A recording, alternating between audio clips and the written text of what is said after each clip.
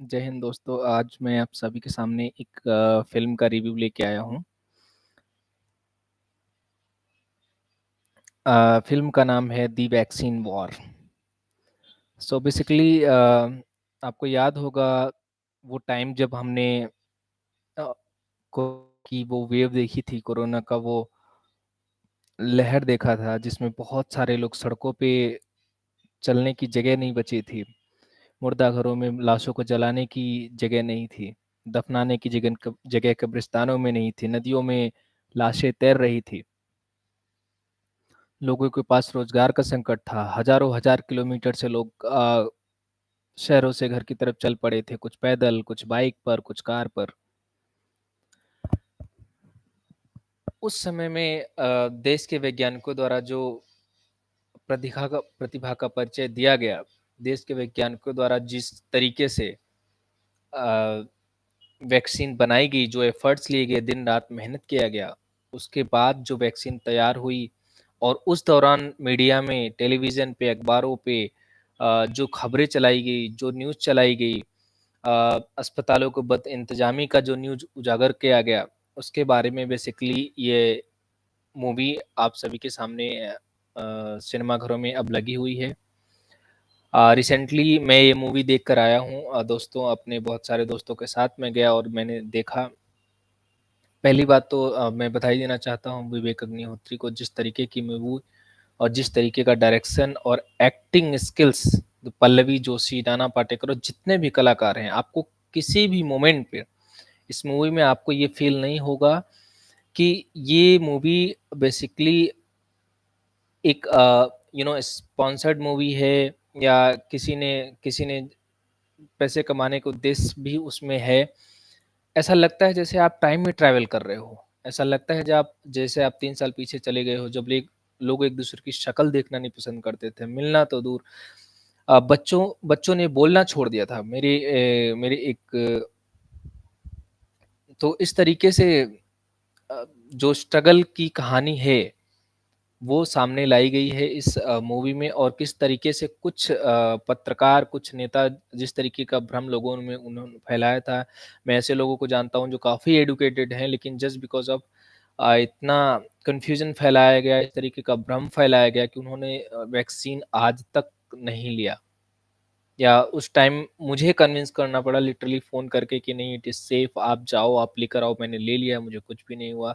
मुझे ज़रूर हुआ था 2 से 4 घंटे के लिए पहली बार में, मुझे भी थोड़ी वीकनेस लग रही थी, बुखार सा लग रहा था, बट उसके बाद मैं ठीक हो गया था। एक एक बड़ी मास के लीडर, एक बड़े जनसंख्या के लीडर अ, उन्होंने उत्तर प्रदेश में और पूरे देश में कुछ लोगों ने इस तरीके से फैलाया, जो एक बड़ी मास के लीडर हैं। उन्होंने बोला कि ये तो भाजपा की वैक्सीन, इसी पार्टी की वैक्सीन है। जब जब विदेशी वैक्सीन आएगी, रशियन वैक्सीन आएगी, ब्रिटिश वैक्सीन आएगी, तब मैं उस तरीके की वैक्सीन लगवाऊँगा। इस तरीके का ये लोग जो देश में कुछ लीडर्स कुछ एक बड़ी जनसंख्या की अगुवाई कर रहे हैं, इस तरीके का थॉट प्रोसेस रखते हैं, माइंडसेट रखते हैं। बड़ा अजीब था। जब जनता भुखमरी से मर रही थी, मतलब देश के प्रधानमंत्री को ना चाहते हुए भी साइंटिस्ट के रिकमेंडेशन पे, मेडिकल काउंसिल के रिकमेंडेशन पे देश में लॉकडाउन लगाने की घोषणा की गई। लोग छोटी-छोटी बेटियाँ साइकिल पे अपने बाप को लेके मुंबई से बिहार पहुँच जा रही, पंजाब से बिहार पहुँच पा जा रही हैं। इस तरीके की घटनाएँ हमने अपने आँखों से देखी। ऐसे टाइम पर ऐसे टाइम जब रेलवे की पटरियों पर सोते हुए लोग मिल रहे थे, सड़कों के किनारे लोग मिल रहे थे, पानी पिलाने वाला कोई घर का दरवाज़ा नहीं खोलता था। ऐसे टाइम पे कुछ लोगों ने इस तरीके का भ्रम फैलाया, कुछ नेताओं ने, कुछ पत्रकारों ने अ, विदेशी फंडिंग उनको प्राप्त हुई और आपदा को अवसर में बदला, पैसे कमाने का ज़रिया बनाया। आश्चर्य है, देश में ऐसे लोग भी हैं, आश्चर्य है, ऐसे पड़ोसी भी हैं, ऐसे जानने वाले हैं आपके। आप ही के स ये कोई मूवी की बात नहीं है, हमारे समाज की बात है। हमने अपने समाज में ही ऐसे लोगों को देखा है। अ, वो basically vaccine war, Indian council of medical research और सीरम इंस्टीट्यूट पुणे नावी Pune, national institute of virology के साइंटिस्ट जो हैं और उस समय के डायरेक्टर जो आईसीएमआर के थे मिस्टर भार्गवा जी, उन उन लोगों के संघर्ष की एक बड़ी गाथा है और कहीं भी मूवी में आपको 1% भी ओवर एक्टिंग फ़ील नहीं होगी। 1% भी ऐसा नहीं लगेगा कि डायलॉग्स को एक्सटेंड किया गया है या सीन्स को एक्ज़ैजरेट किया गया है। इनफैक्ट जो अफ़वाहें फैलाई गई हैं, वो भी मुश्किल से 10 से 15 मिनट के लिए ही दिखाया है। मेरे शहर में एक श्मशान घाट है जहाँ पर अक्सर मतलब मेरा ये मानना है कि 5 से 6 चिताएँ तो हमेशा जलती रहती हैं। उस समय पैंडेमिक का टाइम था जिन लोगों की यू नो थोड़ी-सी आई मीन रोग प्रतिरोधक क्षमता कमज़ोर थी, वो डेफ़िनेटली उनको लॉस हुआ। मेरे भी एक फ्रेंड मेरे जानने वाले हैं, उन्होंने अपनी माँ माँ को खोया इस पैंडेमिक में। अ,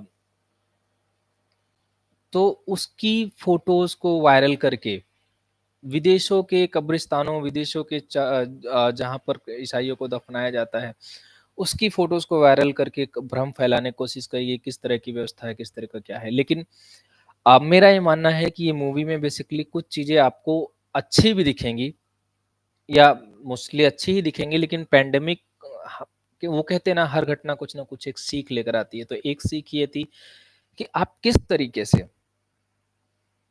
तरीके से आप अपने मेडिकल इंफ्रास्ट्रक्चर को मजबूत बनाइए, किसी ऐसी पैंडेमिक के लिए कल को कोई ऐसी घटना हो जाए तो आप इतना सफ़र ना कर पाएँ। दुनिया में कितने लाखों करोड़ों लोग मरे, लेकिन इंडिया में वो संख्या कम रही। इंडिया के लोगों ने उससे फाइट किया और हमारी रोग प्रतिरोधक क्षमता भी हमारे खान-पान की वज़ह से थोड़ी अच्छी है, तो इसकी वज़ह से भी हम सर्वाइव कर गए। और इंडिया के हाउसहोल्ड्स में, घरों में जो डेली डेली लेवल पे कुछ चीज़ें यूज़ होती हैं, उन्होंने इस पैंडेमिक के वायरस से लड़ने का काम किया। अ, जैसे जब मैं मूवी देख रहा था तो मैं कुछ नोट्स बना रहा था and I will show you what exactly I have made here. मैंने फ़ोन पे कुछ टर्मिनोलॉजीज़ लिख रखे थे, वहाँ पे नोट्स बनाए मैंने कि बहुत सारे लोग आम समाज में ऐसी कुछ ही चीज़ें हैं, कुछ वर्ड्स हैं जिसे जिससे हम उस पैंडेमिक से पहले बहुत इंटरेक्टेड नहीं थे, बहुत परिचय में नहीं था। जैसे वायरोलॉजी साइंस क्या होता है, जो वायरसेस की जाँच करते हैं, उस पे रिसर्च करते हैं, बोलते हैं बायोलॉजी साइंस। म्यूटेशन क्या होता है? म्यूटेशन का मतलब जैसे कोई एक व्यक्ति है और उसको किसी चीज़ से बीमारी है और वो अ, उसकी वजह से दूसरों को वो बीमारी फैल रही, तो उसको हम म्यूटेशन बोलते हैं बेसिकली। रिवर्स इंजीनियरिंग क्या होती है? किसी वायरस को लैब में प्रोड्यूस करना है या किसी चीज़ को प्रोड्यूस करना है, फिर उस पे रिसर्च करना, फिर उसको किल करने की प्रोसीजर जो है उसको रिवर्स इंजीनियरिंग बोलते हैं।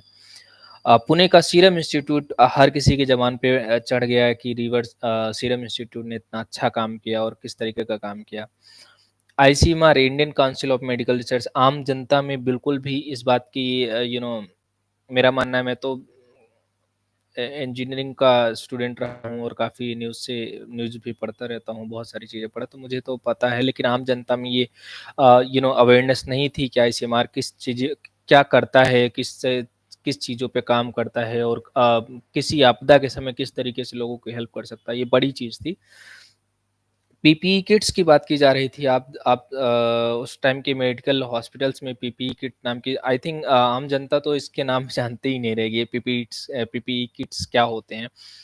तो अस्पतालों ने सुनिश्चित किया कि कम से कम इतना स्टॉक्स पीपीई किट्स हो हमारे यहाँ, जिसमें किसी ऐसी आपदा में हम उसको यूज़ कर सकें।